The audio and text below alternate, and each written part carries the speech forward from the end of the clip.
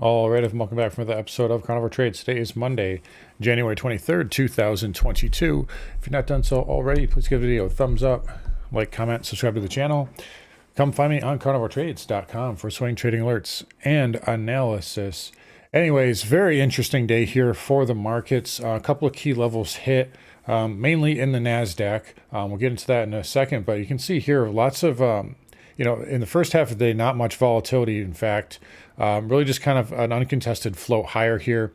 Little bull flag intraday, and then another thrust into the afternoon. And something I tweeted out earlier was, hey, the more this market gets extended ahead of earnings, remember, we've got Microsoft tomorrow, Tesla, ASML Wednesday, Abbott, Boeing, ServiceNow, Johnson & Johnson tomorrow, Texas Instruments, big tech reporting, and other big companies as well. And then, of course, next week, the big ones, Meta, Apple, Amazon, Google, and, of course, the all-important FOMC. And the more this market gets stretched ahead of that, ahead of these kind of news events here, the more likely it is you're going to have some type of a reaction here to the downside, or the harder it's going to be for the market to sustain a rally here. And we had a nice little sell here in the afternoon. We are well off the highs here, which makes for an interesting day. And it just, really, you want to talk about getting stretched here. So 387 at 11:30 on Thursday, and by 2 o'clock today we were at basically 403. So like basically a 16-point move in the spiders in essentially 2 trading days. Just if you look at the hourly, intraday, 2 trading days essentially. So just a little bit stretched there, little overzealous if you ask me. I think a lot of it is short covering here. Short covering, there's a lot of big tech shorts out there. Netflix is getting, a nice bid here. Tesla, I was on about this one for a while here, and this is kind of what you're looking at. Up another 7% today. It is off the highs here. They do report Wednesday. I wouldn't do anything with them here unless you like gambling. So that's really all it comes down to. This will have resistance at the 50 MA. Originally, I called for, that 200 moving average. I don't know if it gets up there. I can't pretend to know what happens on earnings. But I am very interested to see what happens on earnings with Tesla, just because of the move it's had. It was down, like 60% from September down to the low, and now it's up, 100, it's up 40% in the last 3 weeks. So, again, you guys see the thesis there for the Tesla trade, 40% in 3 weeks. That's, this is the type of action I was expecting here as we got towards earnings. I thought we would get a little bit more towards ahead of OPEX, but either way, you're seeing that falling wedge kind of pattern, or that falling trend line there breakout as well. But anyways, the big level that got hit here today is this trend line here on the triple Qs. I know everybody's talking about the all-time high trend line. Yes, we are above that on the spiders. But honestly, we've hit this a lot of times now. So it's a little bit less important to me. What's important to me now is this triple Q trend line. We've only hit it now 3 times here. That goes all the way back to March 29th from that previous bull squeeze there. And we are reacting to it. Again, it's also kind of coinciding basically with this little pivot high here. From the 14th post FOMC. Could they push it up a little bit more and get into that 200? It's certainly possible. Again, we got earnings coming up, so who knows what's going to happen here.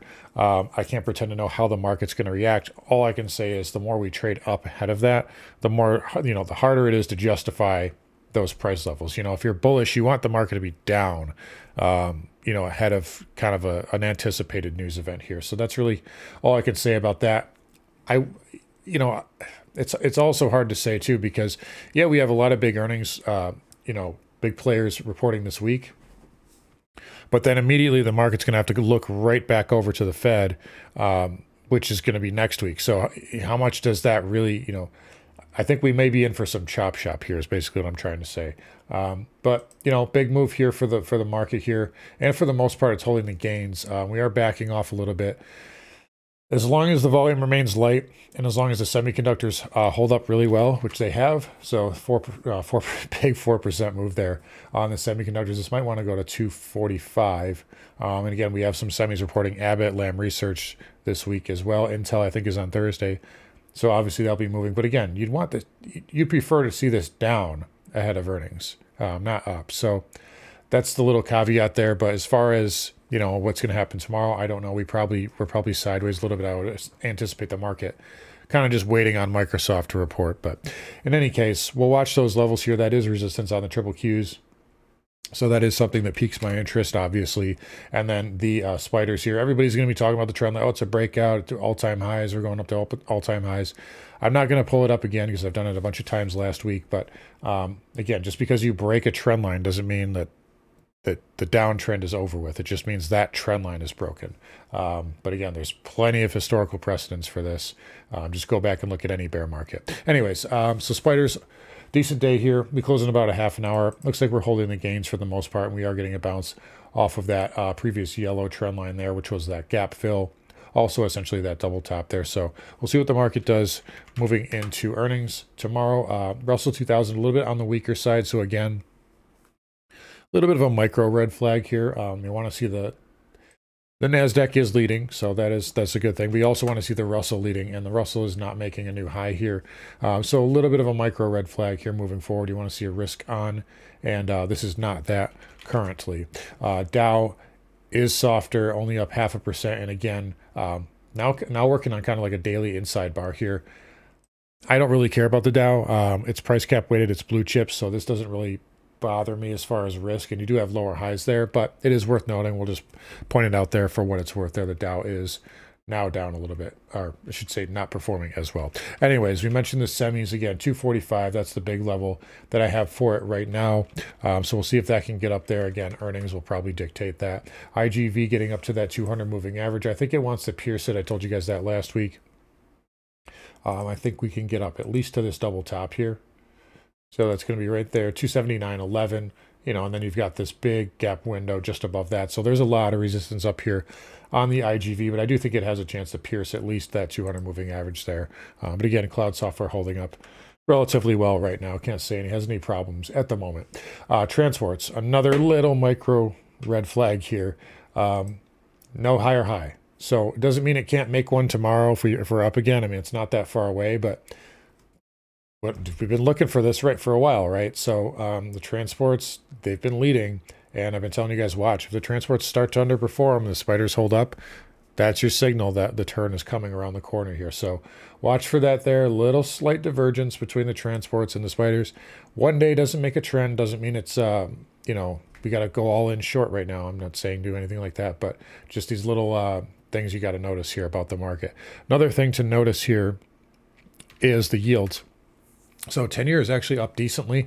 TNX up 1.18% today. 30-year is up 96 basis points. The 2-year is down as well. And back below that little green bar there from last week, I believe that was Wednesday. Now, why is tech up? I think it's just short covering, honestly. Like, so just look at the, because, right, obviously tech should not be up with the yield down, but you look at what stocks are performing the best today.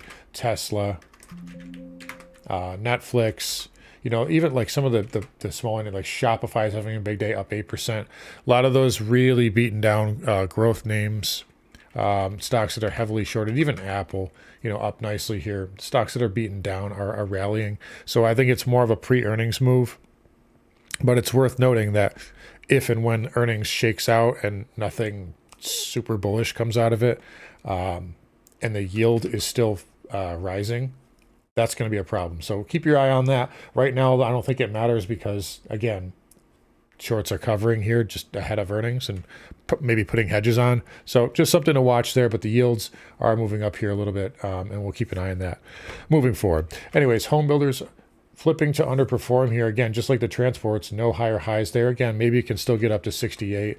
ITB, same thing.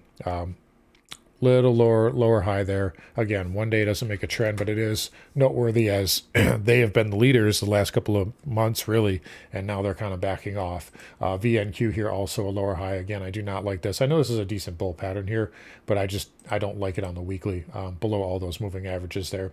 All right, XLF here. And again, XLF, again, you know, it had a nice move on Friday with everything else. But again, 1, 2, potentially 3 lower highs here. So again, banks are a problem. Goldman is getting a bounce finally. There we go. Goldman is getting a bounce finally. They tried to break it down this morning, but had a nice reversal there, so that got defended. But again, not a chart of strength there. I do not like that XLF either. JP Morgan getting a little bit of a bid. Again, this is more of a dead cat bounce though. That weekly pattern here, that weekly candle last week, that's ugly on JPM, and even worse on Goldman. So I do not like financials here, and they are definitely underperform right now. Broker dealers also lower highs, so another weak sector there. Onto crude here, so energy. Yeah, just a nothing burger here for crude, backing off of that level. Again, my analysis hasn't changed on it. We still have that big weekly inside bar, so we're just going to look for that right now. XLE, a little bit of a gap and crap, so this is kind of a divergence here again. It's all about tech today. XLE backing off again. Let's not make too much out of it. They're still holding up well. XOP actually did make a higher high, and that's back above those moving averages there, but you still have that big red bar there that we are still inside of. So just be aware of that. OIH backing off as well, down 66 basis points, still holding trend. Again, nothing too new to make out of that. Nat gas, a little bit of a development here. So it up 7.5%, which is nothing for nat gas. It's like a, drop in the bucket. That's a routine day for Natty. But I am watching this MACD here. I don't normally bring this up for you guys here, but it's pretty oversold. And usually when you get this oversold on the MACD and you get that crossover, usually that's about where it wants to bottom. Not every time, but that's usually a good indicator. And the last couple of times that has been a major bottom. And the last two times that did happen, you had about 100% rally and then a 50% rally. So you guys know I like this level here on nat gas anyway. Really looking at the 4 hour here. So you can kind of see this trend line as well. This 50 MA and this trend line, if you get above that, that probably marks the low here. But that MACD crossover, something to keep your eye on for tomorrow. This trade is very crowded, lots of shorts, and Natty can really move once it puts a bottom in. So just be aware of that. But I do like NatGas down here. Anyways, dollar index, a little bit of a nothing burger, up 11 basis points. You guys know my thoughts on the dollar. I think it's in the process of bottoming. Gold actually holding up okay. Again, I know a lot of people like gold up here. I do not. It does need to have a pullback. It's going to get hit again. And it's into resistance. I would not be long here. And if I was, I'd be trailing my stop. Silver with a possible little, a test candle today. Good volume. 50 MA held. You held this green bar low, but that's a little damage, isn't it? You lost that kind of that range there that you were in. So we'll be watching silver. It might be a rolling top here. In fact, let me get rid of these lines. So almost kind of like a rounded top there. So we'll watch for that. If you come in and put another lower high, this can be vulnerable to the downside. And again, my thoughts on that as well. So just be careful with that there. Platinum holding up okay. Held the 50 moving average for now. This might put in lower highs as well, though. So I'd be careful with that. And then copper, I think. This is still inside of this tail candle, so that is still a topping tail until proven otherwise. Again, copper does need to go back and test $3.95 to $4. All right, lastly, over to Bitcoin here. Go away. Okay, so Bitcoin, having a nice bid on Friday and then just consolidating bullish here. So Bitcoin's still holding up. I believe I told you 25,000 over the weekend. That can still get up there if you consolidate a little bit more. Maybe this runs into the FOMC and then maybe that's where it reverses, but Bitcoin's still leading. And again, as long as Bitcoin, and again, it's what I say earlier, Tesla, Netflix, like Shopify, Bitcoin, the things that are really beaten down and really shorted are getting rallies right now. I think it's a pre-earnings thing, a pre-FOMC thing. So again, Bitcoin could be a little bit of a leading indicator here as well. So we'll keep an eye on that. But I give it the upside bias to 25,000 if it can continue to consolidate here. Outside of that, as long as that holds up, as long as you see these kind of beaten down tech names continuing to hold up, as long as we see the volume remain light, look at the volume here on the spiders, 64 million shares. That is not major buy volume or really volume at all. And as long as the semis hold up, I would give the market the benefit of the doubt. However, as we get into earnings here, the more stretched we get, as we get closer to the Fed, the more stretched we get, the more likely risk becomes skewed to the downside. So just be aware of that. Anyways, guys, going to wrap it up here. You guys take care. Come find me on carnivoretrades.com. Talk to you guys all tomorrow.